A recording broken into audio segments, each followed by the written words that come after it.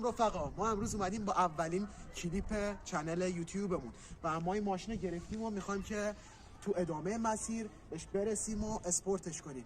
پس در ادامه مسیر همراه این ماشین کرو کثیفه. آره این سپر عقب شکسته است، اینجا یه صافکاری اینجا میخواد، از این بغل هم که بگیره این در صافکاری داشته، موج داره، این در کامل موجیه و دور تا دور ماشین که میتابیم دیگه هم کثیفی ساده رو داره که ما باید بهش برسیم و تمیزش کنیم. خط و خش‌های ساده رو سطح ماشین هست اگه دقت کنیم و دیگه آره خط و خش ساده داره و چیزی دیگه هم که بخواد قابل ذکر باشه نداره دیگه این ماشین.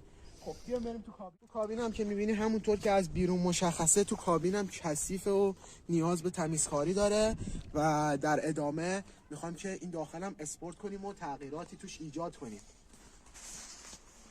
همونطور که میبینید این ماشین روکش صندلی داره، شیشه دودی داره، چیزا ابتدایی داره، ولی خب ما در ادامه میخوام که کارهای بیشتری روی این ماشین انجام بدیم. این خط و خش خیلی رو مخ منه، این خط و خشا، این لکه‌گیری‌های افتضاح، معلوم این ماشین دست کی بوده، خیلی افتضاحی خط و خشا اینا رو مخ منه. در ادامه میخوام بریم پیش یه نفر و این خط و خشا رو بگیریم. بعد این سپر عقب رو بگم براتون، این سپر عقب رو میخوام که خودم تو کلیپ بعدی براتون این سپر شکسته رو ترمیمش کنم. حتما دنبال من باش تا کلیپ بعدی ها. این سپر اینجا که شکسته، اینا همه اینا با خودمه، میخوام خودم ترمیمش کنم. پس در ادامه همراه من باش.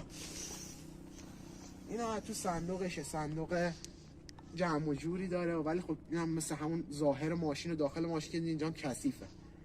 با یکم بهش برسیم، یه شستشوی درست و حسابی میخواد که دیگه اونم خودمون باید یه دستی به سر و روش بکشیم.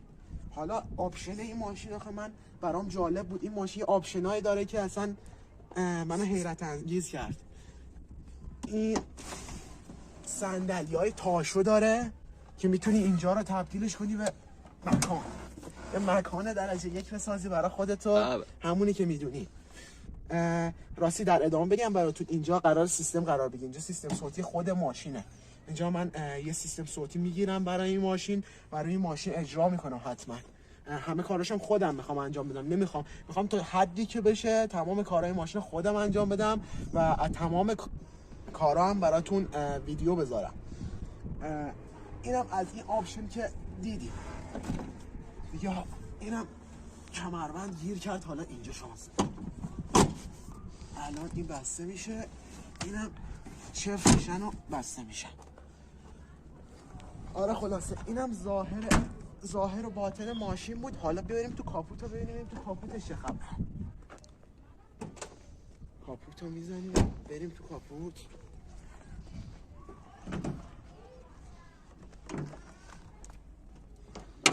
اینم از تو کاپوت، همونطور که دیگه گفتیم یک کاپوت هم دیگه داغونه، این توش کر و کثیف و باید یه دستی باید به اینم بکشیم. حتما دنبال ما باشید.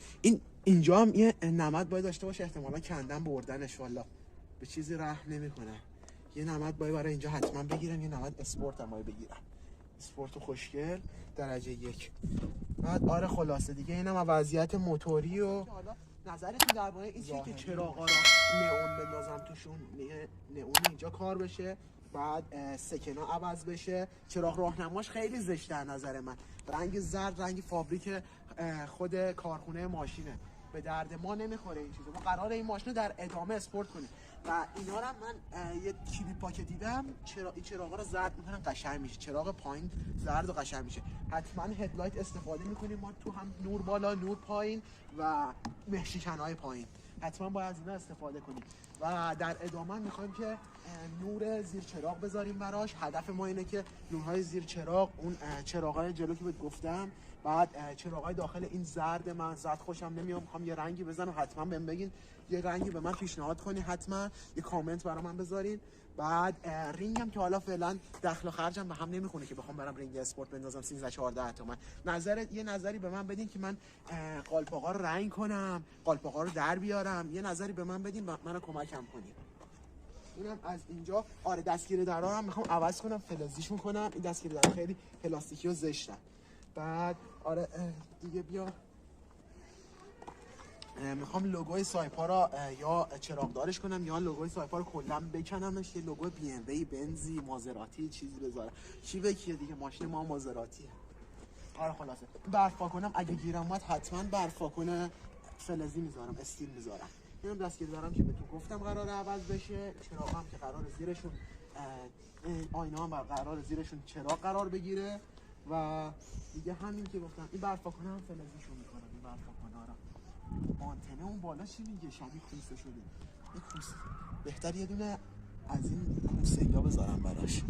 راستی بیا قرار ما اینجا هم یه باله بذاریم. ما اینجا یه باله میذاریم اینجا و یه باله هایی که خودتون دیدین، یه باله مشکی رنگ میذاریم، خیلی قشنگ‌تر میشه. نور تو اینجا اگه تا بشه میخوام LED بذارم. این نورای خودش زشته، به درد نمیخوره. برچسب و اینا هم که دیگه حالا در ادامه راه میریم با هم میبینیم و یه نظرسنجی میذاریم در بود همون برچسب استفاده میکنیم برای تو. بذار بیام بشیم پشت فهمی تست درایو بدیم و یه توضیحات هم در مورد اسپورت کردن داخل ماشین براتون بدیم.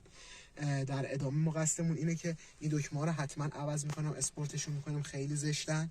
بعد اینا هم که شبیه شعله کم و زیاد کنه اجاق گازن، حتما اینا رو باید عوضشون کنم، اصلا به درد کار ما نمیخورن. بعد دستگیره های توی خود دستگیره درهای توی ماشینم حتما باید عوض شن، اینا فلزیشن چون متریال آشغال رو به درد نخوری دارن. و حتما اینجاها قراره که الوایر کار بشه، الوایر بذارم براش قشنگشن. و همچنین اینجاها این دور تا دور این کادر اینجا و دور تا دور کیلومتر تو درا همشون قراره الوایر کار بشه حتما، چون این ایده رو من دیدم قشنگم هست. حتما به من بگین تو کامنت ها، نظرتون رو کامنت کنین چون نظر شما برای من مهمه. بگین که قشنگ میشه من این کار رو انجام بدم یا نه، یا کسی هست که تا حالا این کار رو انجام داده باشه و ناراضی باشه یا راضی باشه، حتما اینا رو به من بگین. خب بریم روشن کنیم، بریم ببینیم ماشین چی جوریه. صداش خفشه برای استارتش که خوب خورد. حرکت ماشین همچین تقریبا هم بزنیم جلوتر یعنی چی جوریه نسبت بقیه ماشینا سایپا.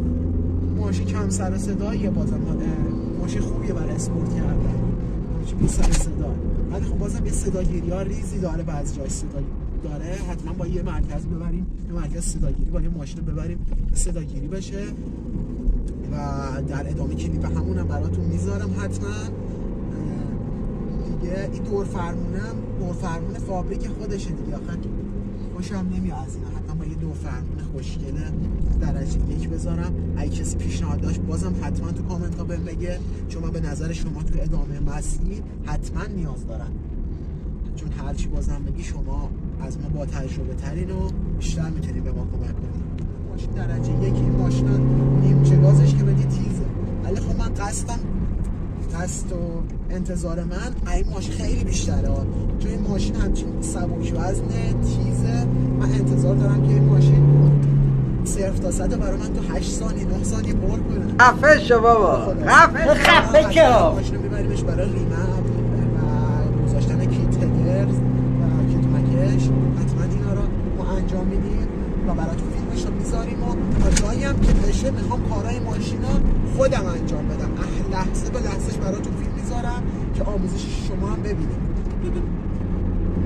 بوقش هم که بوقه دیگه، بوقه بیق این فایده نداره، این صدا اردک میده. بوقه